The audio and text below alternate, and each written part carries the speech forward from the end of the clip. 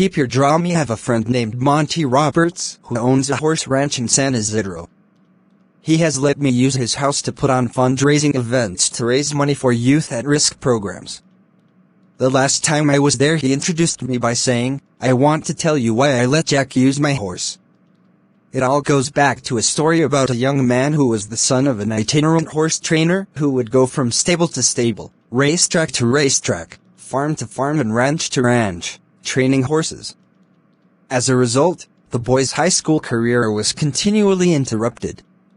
When he was a senior, he was asked to write a paper about what he wanted to be and do when he grew up. That night he wrote a 7-page paper describing his goal of someday owning a horse ranch. He wrote about his dream in great detail, and he even drew a diagram of a 200-acre ranch, showing the location of all the buildings, the stables and the track. Then he drew a detailed floor plan for a 4,000-square-foot house that would sit on a 200-acre dream ranch. He put a great deal of his heart into the project, and the next day he handed it in to his teacher. 2 days later he received his paper back. On the front page was a large red F with a note that read, "See me after class." The boy with the dream went to see the teacher after class and asked, "Why did I receive an F?" The teacher said, "This is an unrealistic dream for a young boy like you. You have no money. You come from an itinerant family. You have no resources. Owning a horse ranch requires a lot of money.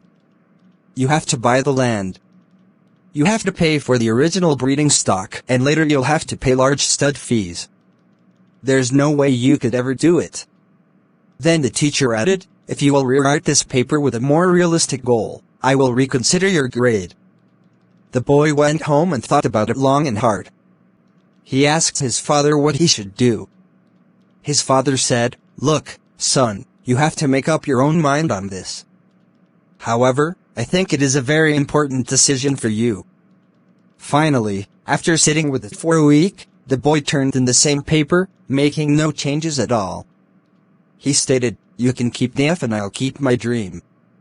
Monty then turned to the assembled group and said, "I tell you this story because you are sitting in my 4,000-square-foot house in the middle of my 200-acre horse ranch. I still have that school paper framed over the fireplace." He added, "The best part of the story is that 2 summers ago that same school teacher brought 30 kids to camp out on my ranch for a week. When the teacher was leaving, he said, 'Look, Monty, I can tell you this now. When I was your teacher, I was something of a dream stealer. During those years I stole a lot of kids' dreams. Fortunately you had enough gumption not to give up on yours. Moral: don't let anyone steal your dreams. Follow your heart, no matter what.